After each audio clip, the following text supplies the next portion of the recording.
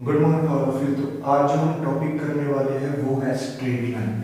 है ये chapter class 11th का, पर ये प्लस 2 में भी बहुत इंपॉर्टेंट है, तो इसलिए आपको ये अच्छे से आना चाहिए। ठीक है, तो स्ट्रेट लाइन से पहले हम किसके बारे में डिस्कस करते हैं? प्लेन। क्योंकि हम जो स्ट्रेट लाइन को रिप्रेजेंट करेंगे वो किसमें करेंगे? प्लेन में।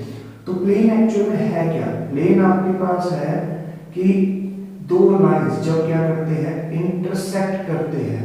तो ये आपने 10th में भी पढ़ा हुआ है कि जब दो लाइंस इंटरसेक्ट करते हैं तो हमें क्या मिलते हैं?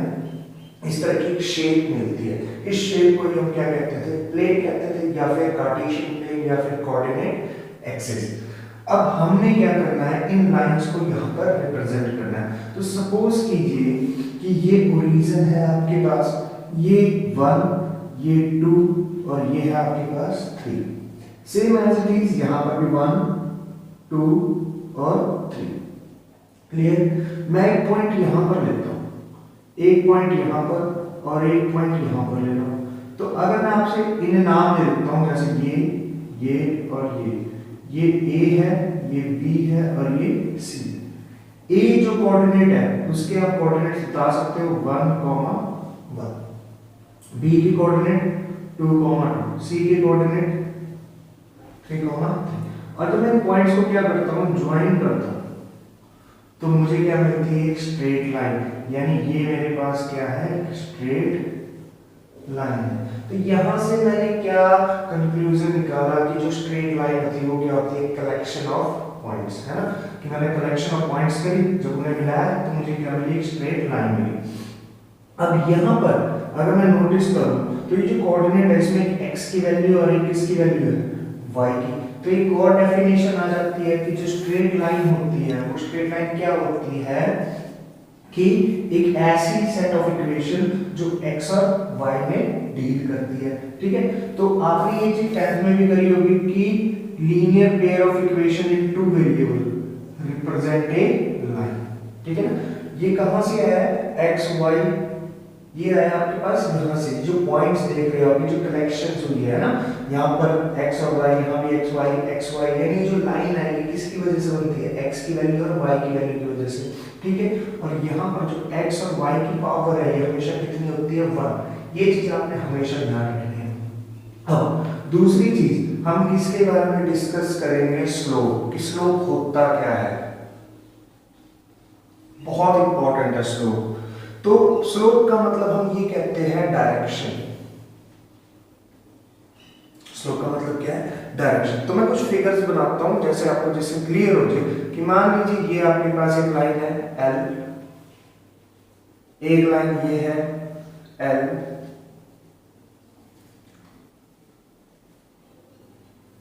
एक लाइन ये है L और एक लाइन ये है। अब यहां पर आप देखना, जब हम स्लोप की बात करते हैं तो इसका मतलब बात कर रहे हैं कि उस लाइन की डायरेक्शन, ठीक है, वो कहां पर मूव कर रहा है। तो इस लाइन की जो डायरेक्शन है वो कहां पर है? अलोंग पॉजिटिव एक्स एक्सिस, यानी जिस डायरेक्शन में एक्स एक्सिस है। यहां पर अगर मैं बात करूं तो इसकी जो डायरेक्शन है वो क्या है? Along Y axis. ठीक है ना? और अगर मैं इसकी बात करूं, ये क्या है? इन बिटवीन एक्सिस है। ठीक है, ये कहां पर है? In between axis. ना ही इसकी डायरेक्शन अलोंग एक्स एक्सिस है और ना ही वाई एक्सिस है। तो इसकी डायरेक्शन हम कैसे बताएं? तो स्लोप की डेफिनेशन क्या होती है कि एक ऐसी लाइन जो पॉजिटिव एक्स एक्सिस के अलोंग क्या करती है? एंटी क्लॉकवाइज एंगल बनाती है। ठीक है, मैं स्लोप की डेफिनेशन बता रहा हूं कि एक ऐसी लाइन जो पॉजिटिव एक्स एक्सिस के अलोंग एंटी क्लॉकवाइज डायरेक्शन में क्या बनाती है? एंगल बनाती है। उसे हम क्या कहते हैं? Inclination angle. और जब इसके साथ मैं टेंजेंट लगा देता हूं तो ये क्या बन जाती है? Slope of A line. Clear हो गया?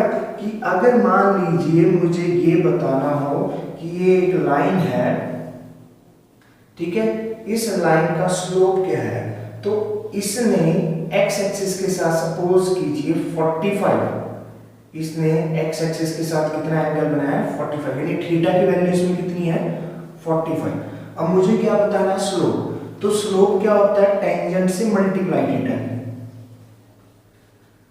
ठीक है।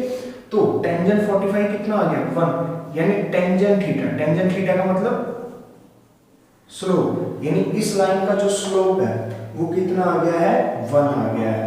अब लेटर में स्लोप को किससे रिप्रेजेंट करते हैं m से, कि जो आपका m है वो किसके इक्वल आया यहाँ पर 1, और जो यहाँ पर स्लोप है वो कितना है 1 आया। तो कहीं पर अगर m है या टेंजेंट थीटा है, दोनों का मतलब क्या है स्लोप है। अब हम इन लाइंस की बात करते हैं कि ये लाइन पैरेलल है एक्स एक्सिस के, इसका मतलब इस केस में थीटा की वैल्यू कितनी होगी 0, तो स्लोप कितना आ गया m is equal to tangent 0 यानी 0। तो जब भी कोई लाइन पैरेलल होगी एक्स एक्सिस के तो उसका स्लोप कितना हो गया 0। यहां पर अगर हम बात करें, यहां पर देखो इस लाइन को अगर मैं एक्सटेंड करता हूं तो इसने कितने डिग्री का एंगल बनाया 90 का एक्स एक्सिस के अलावा, तो m is equal to tangent 90 यानी m is equal to infinity, यानी अगर किसी भी लाइन का स्लोप इंफिनिटी आता है तो वो लाइन क्या है पैरेलल है किसके x एक्सिस के, या फिर वो खुद पैरेलल है y एक्सिस के, या फिर वो खुद लाइन y एक्सिस है, ठीक है। सेम एज इट इज यहां पर भी इसने x एक्सिस के साथ कितना एंगल बनाया थीटा, तो इसका स्लोप भी क्या होगा टेंजेंट थीटा। तो ये चीज आपने ध्यान रखनी है। और जो स्लोप है वो क्यों इंपॉर्टेंट है, क्योंकि आगे हम क्या करेंगे इक्वेशन ऑफ लाइन बनाना सीखेंगे और उसमें स्लोप की बहुत ज्यादा जरूरत पड़ती है, ठीक है ना। और अगर हम प्रैक्टिकल वे में अगर बात करें भी स्लोप कहां पर यूज होता है, तो उसका एक मैं एग्जांपल दे देता हूं आपको। जैसे मान लीजिए मेरे पास एक ग्राफ है टाइम और यहाँ पर ग्राफ है, ठीक है, सेम एज इट इज यहाँ पर है टाइम और यहाँ पर ग्राफ है। तो ये कुछ इस तरह से ग्राफ है और ये कुछ इस तरह से। अब ये कंपनी के ग्राफ हैं क्योंकि सेल्स की, तो मुझे यहाँ पर ये बताना है कि कौन सी कंपनी ज्यादा अच्छा कर रही है।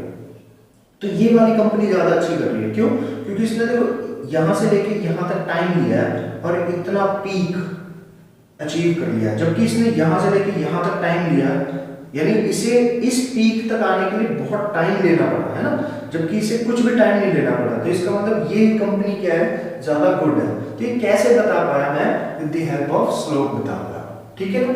तो मेन चीज है कि जो स्लोप है ये क्या है आपका इंपॉर्टेंट है किसी भी इक्वेशन लाइन की इक्वेशन को बताने के लिए, ठीक है। तो अगली वीडियो में हम डिस्कस करेंगे कि अगर मेरे पास कोई लाइन 2 पॉइंट से पास होती है